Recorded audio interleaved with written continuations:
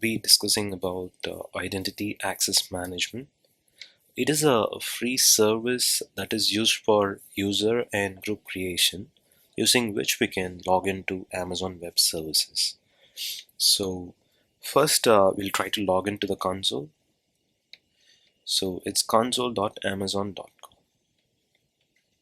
So you would be using an username and password, email address and password that you use to log in to your account. You would be using an email ID and you would have created a password during the account creation stage. So we would try to log in using that account.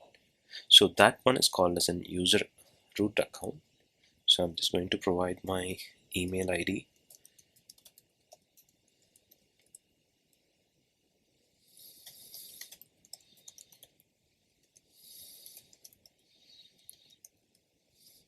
And I'm going to enter this characters here and my password that I created during the account creation stage. So let me hit don't save.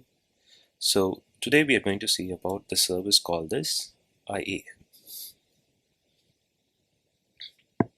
So we tried to log in using the email ID and password that we used during the account creation stage, right?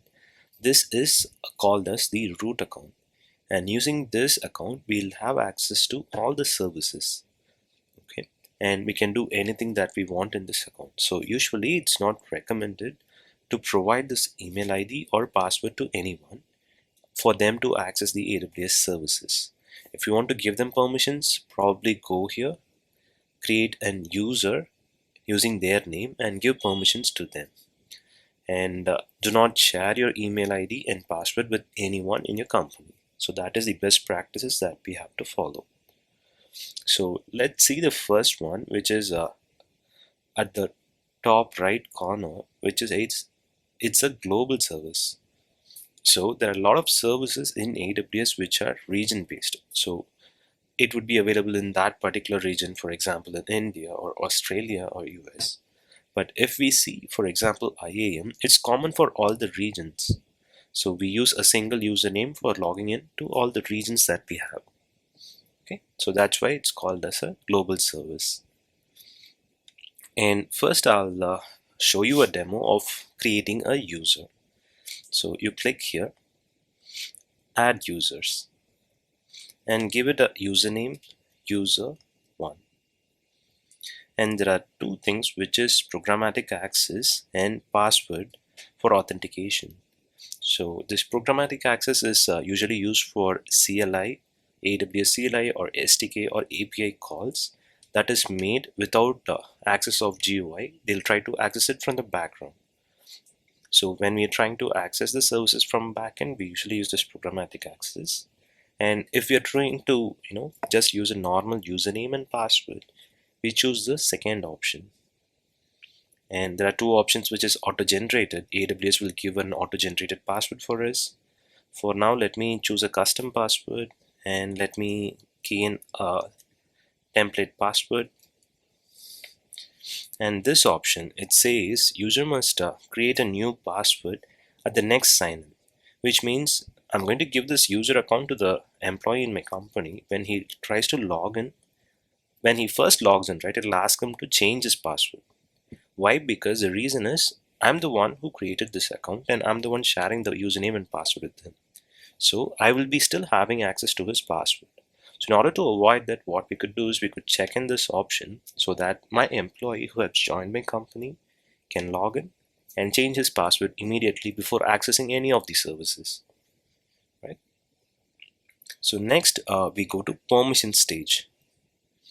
So when we go to permission stage, there are three ways using which we can grant users the permissions to access AWS services. So only via this permissions, any user that's created in AWS will have access to click on any service, rent a service, create a user, delete a user, anything. So first, and also there is three ways of doing it. One is adding a user to a group. This is the well followed way and this is a recommended way of doing it. And or if we know that there is another employee who's present in my company who's gonna working on the same team, so I can copy his permissions and I can provide it to the new employee who has joined the same team. Okay, or I can attach existing policies directly to the users. So for now, what we'll do is we'll use this third options, which is attaching the existing policies directly to the user. So I'm clicking here. So I'm considering that the user one is going to my cloud administrator of my company. So what access I have to provide him? I have to provide him full access. Okay, so I'm going to give him administrator access. Okay, and then what I'm going to do is I'm going to go on hit next tags. So I'm going to give him a department. This is just a label of which department he's going to belong to, and I'm going to say that he is the cloud admin of my company. And here I'm just going to review it if I've given everything correctly. So username is correct, and a password is a custom password type. He's going to use a username and password to log into this console. And yes, a required password reset. So when the next time he tries to log in, he requires a password reset. And these are the policies that's assigned to him. So let me create the user now. Once the user is created, we have actually two ways of sending this information. So either we can download it as an Excel file and send it over to him, or we could directly email him the credentials and he could use that to log in to his user account. So what I'm going to do is I'm going to use an incognito window. So I'm going to use a new private window.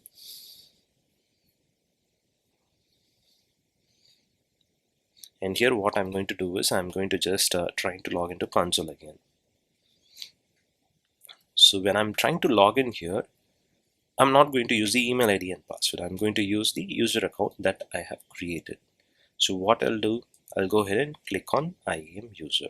So account ID, where would we get this information?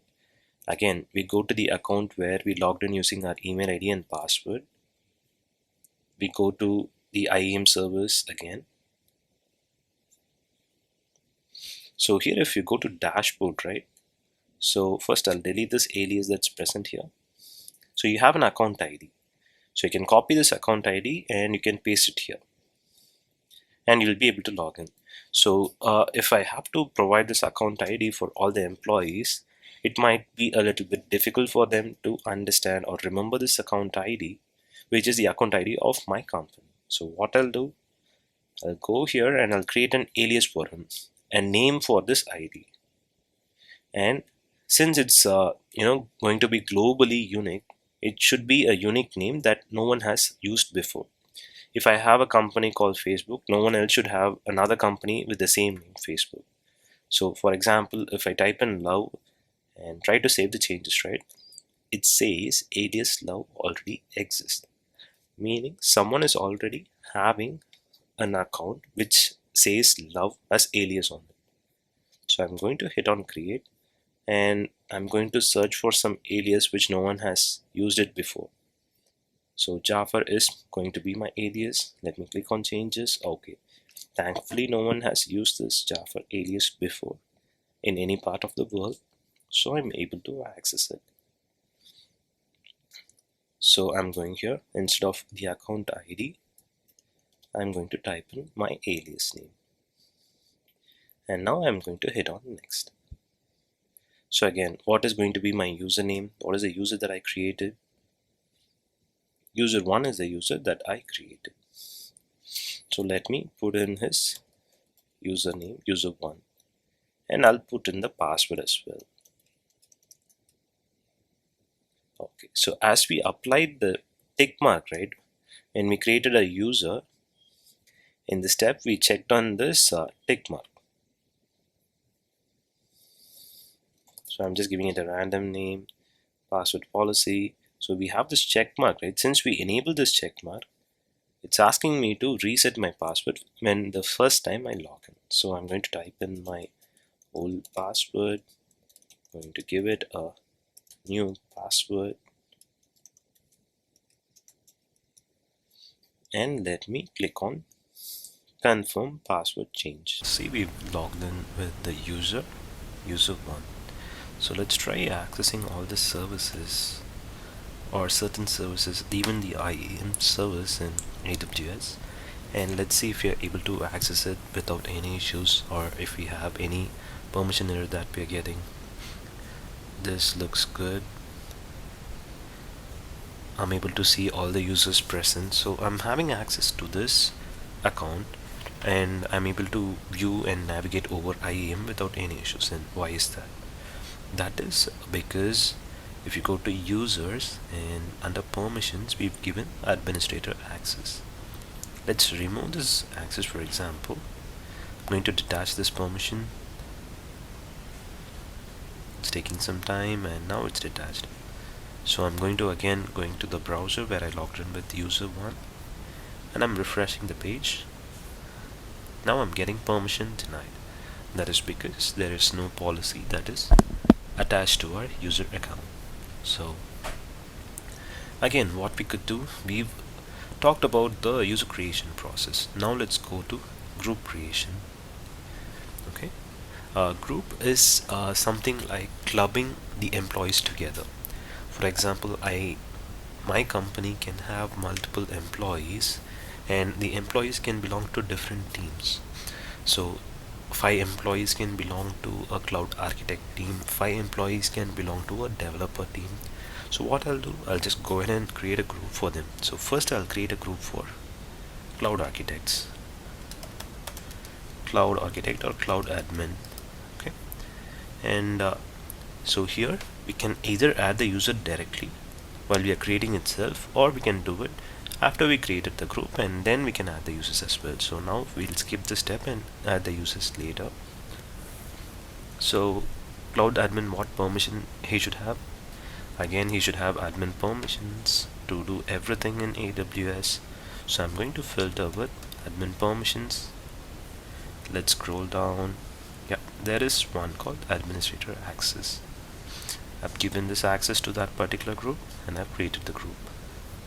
Okay, and as you could see, there should not be any space present between them. So let me delete the space and let me create a group again. Now the group is successfully created. Now I'm going to refresh this page where I'm logged in with user1. Okay, still I don't have permissions. Why? Yes, we have not added any permissions to the user yet. So I'm going to this cloud admin group, and under users I'm going to go ahead and click on add users and add this particular user1 and click on add users. Now this cloud admin group contains the user1 inside it. So now let's try to refresh this. Now we have full access to do everything. So let's try to go to some other service called S3 and see if we have access to that. S3 is again a drive kind of service that is offered by AWS. Yes, I'm able to see all my drive objects as well.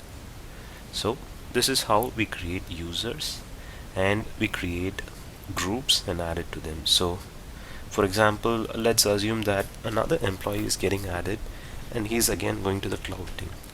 All I can do is I can add user.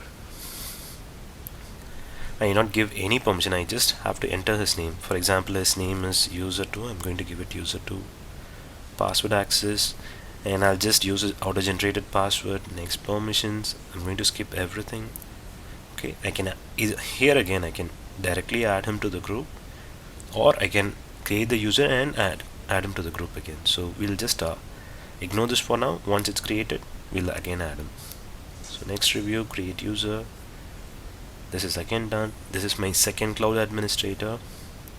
So I have to put him to the cloud administrator group again. Go here, cloud admin,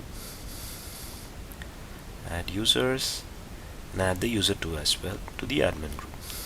So now if I log in using this employee whose username is user 2, even then I'll have full access to my AWS account, because this cloud admin group has permission administrator access, which allows permissions to access to all the websites. Okay, Now we'll see about permissions as well. So these permissions, they are just JSON documents which will have a set of statement, and if the statement matches, we are going to be allowed. If the statement does not match, we are going to be denied. So let's expand this administrator access itself.